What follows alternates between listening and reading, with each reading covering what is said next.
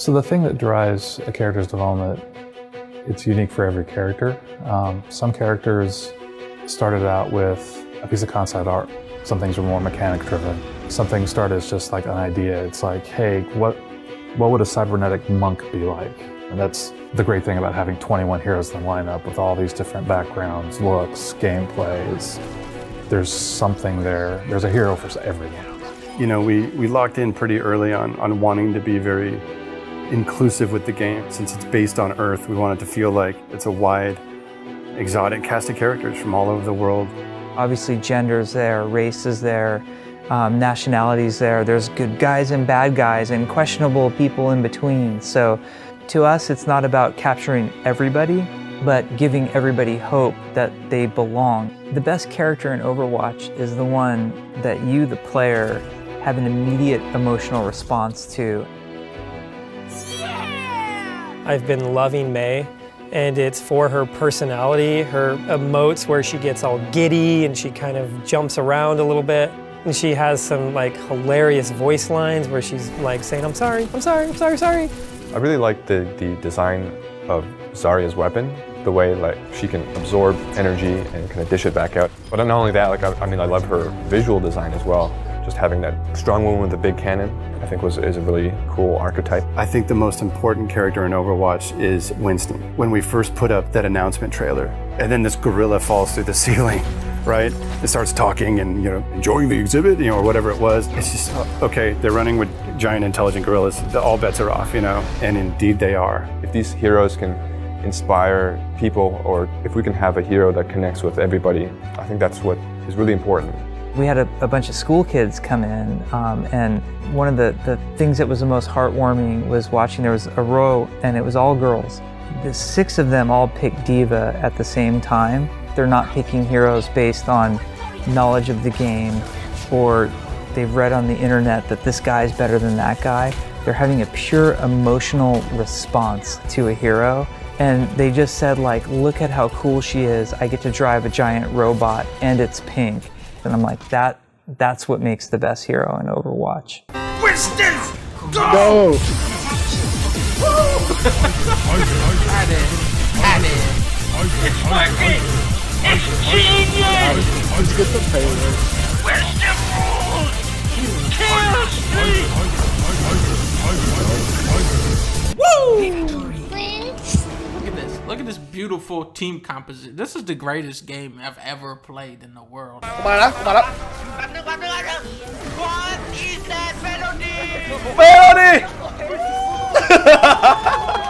Marcus, how did you get so godlike in Overwatch? Now, most people would answer that with, well, it helps to have a well-rounded cast of heroes that you're good at so you can counter-pick the enemy. No, nigga, you just play Junkrat. Just pick Junkrat. It always works. He's the best character in the game. Wake up, America.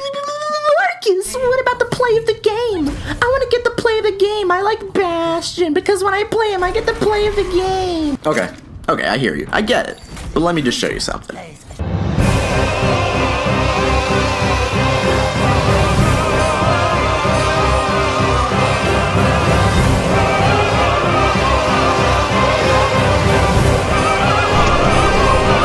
In the old Overwatch, Junkrat's stupid-ass tire gets a saxophone kill. Look at the tire in Overwatch 2. What is that? I'm here for Overwatch 2. No problem, buddy. Here you go. Awesome, thank you. I haven't kept up too much with the updates online, but I loved Overwatch 1, so I can't wait to see what you guys have been working on. Well, there's a lot of changes we've made. Character balances. It's 5v5 now instead of 6v6. We added new maps, new characters, and a PvE mode. You'll love it. Oh, you speaking my language, man. I can't wait. When do I get to play all this? Well, so that's the beauty behind the launch. You won't. What? My God, 40,000 in queue. Overwatch 2 will be a free-to-play live service. God damn it. Wait, I'm actually in the game. Wait, I'm actually in the game now? Oh my god. Got him. Alright. Fuck! Wait a sec. It just put me back in queue. Bro, what the fuck? Let's see how long this takes to go down. Let's see how long it takes to go down. Maybe it'll go down fast. Already, Blizzard has removed the new Battle Royale mode. I'm already seeing dozens of players longing for the old days of Overwatch 2 where you couldn't log into the game. Angie, what are you doing? You have to play the game. Immediately, you are confronted with the horrifying truth that role queue is still in the game, except they took out the fast pass system from before because it didn't actually work.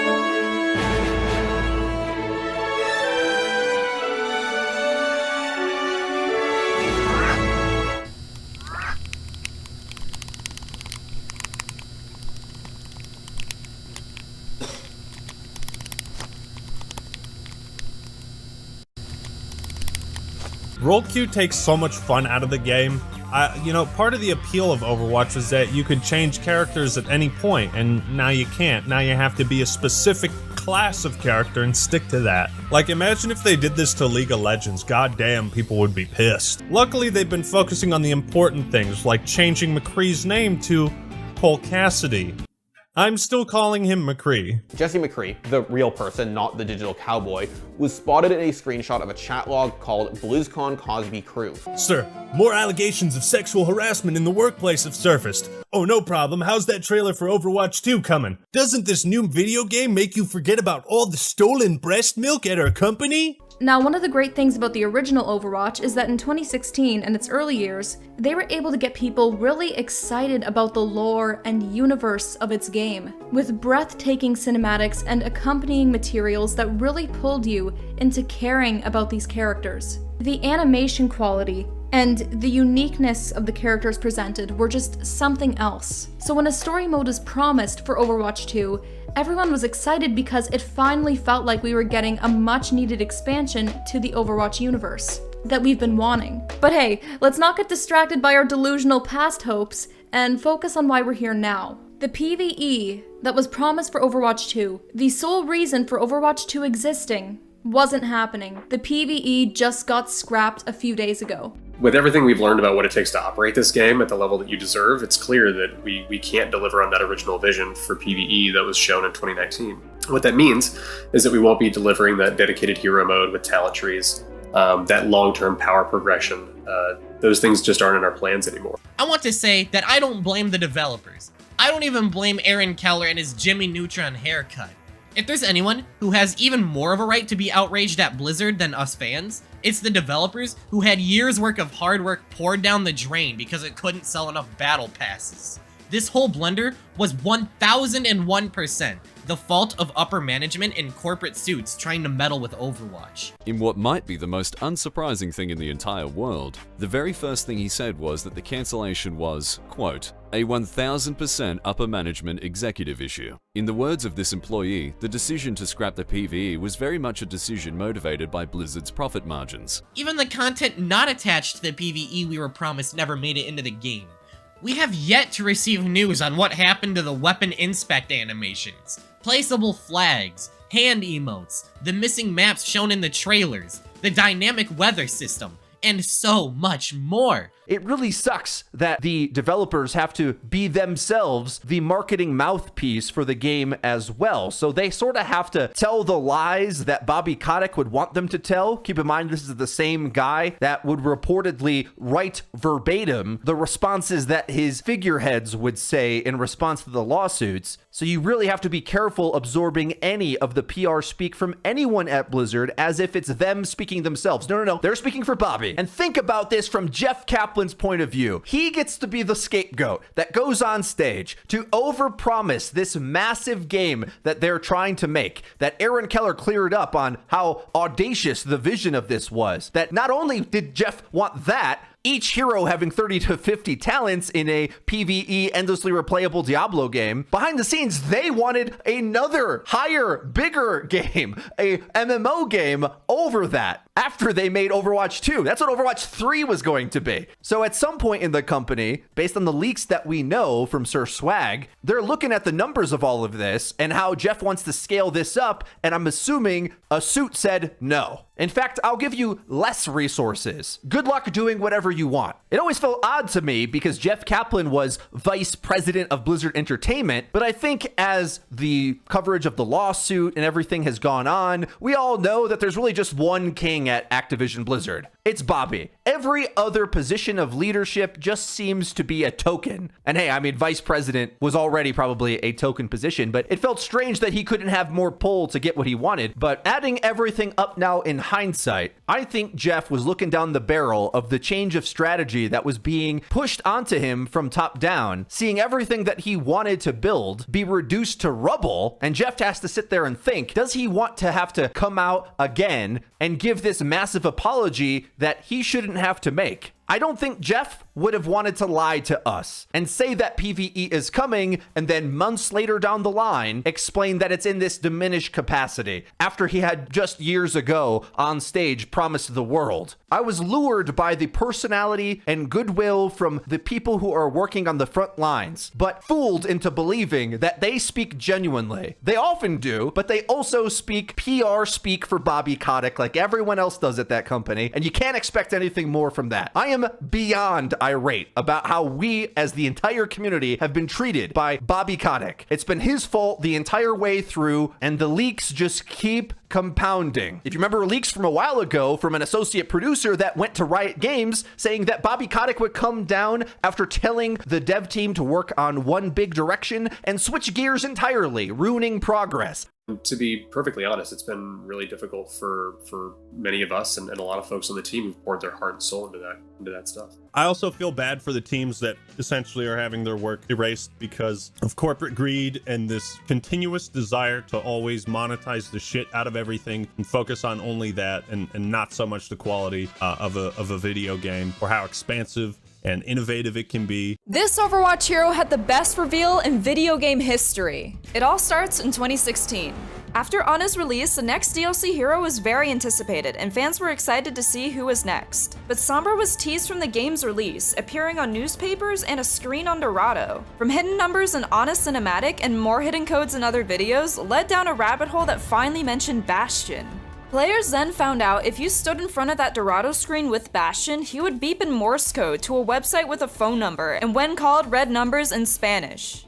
This code finally led to a message about Volskaya Industries, tying into Sombra's eventual reveal trailer. We're waiting for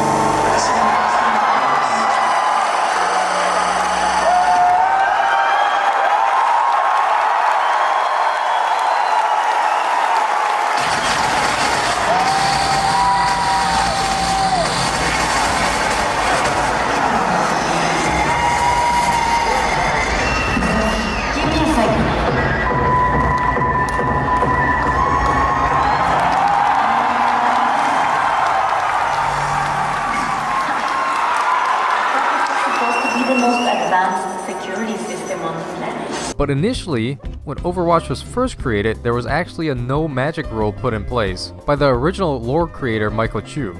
To be fair, the no magic rule was kinda dumb because you also have characters like Hanzo who literally just hurl dragons as one of their attacks.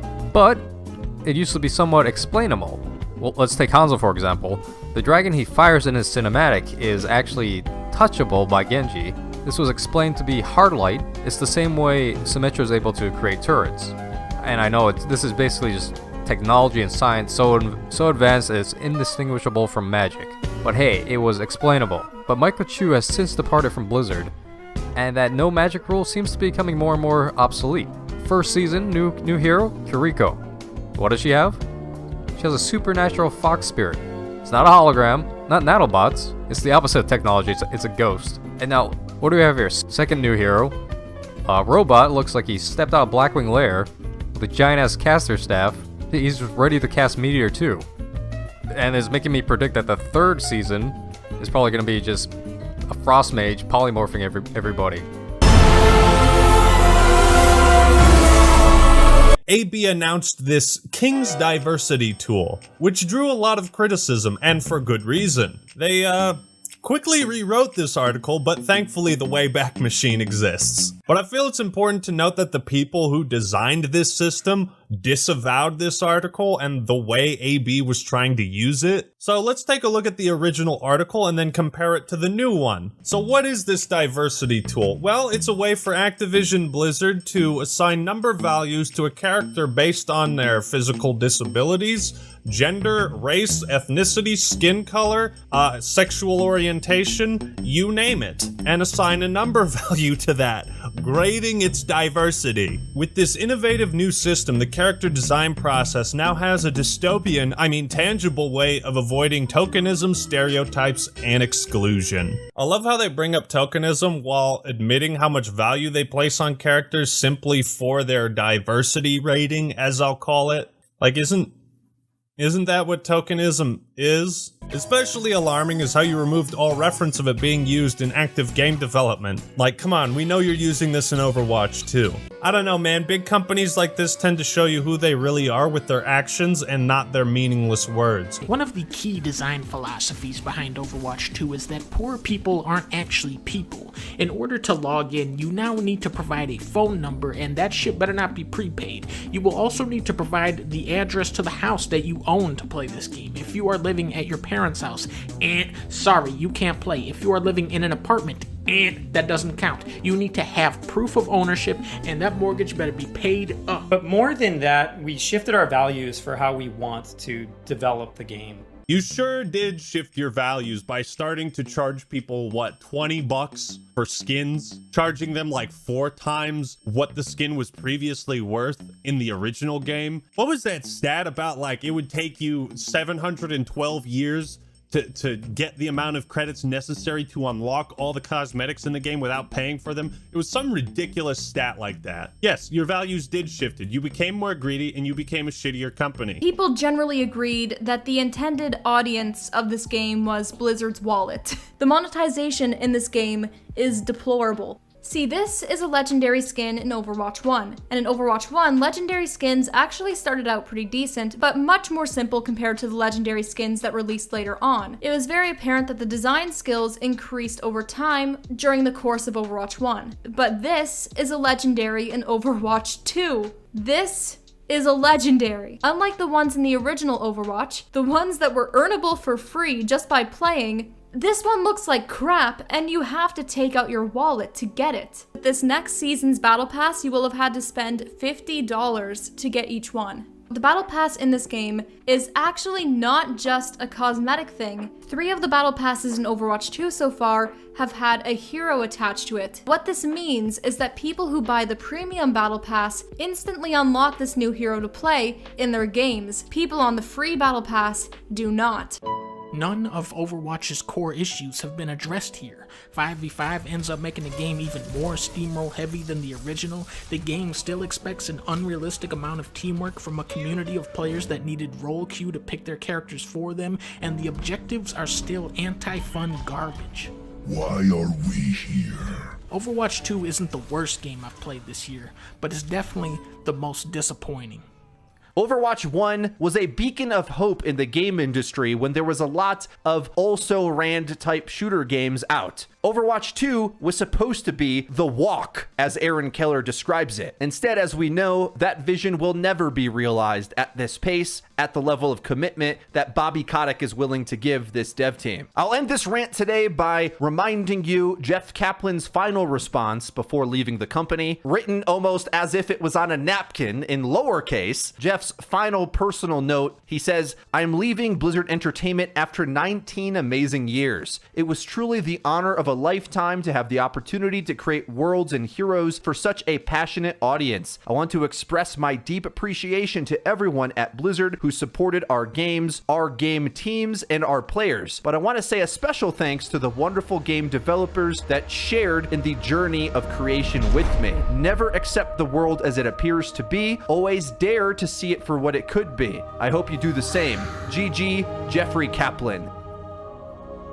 Always remember, never accept the world as it appears to be.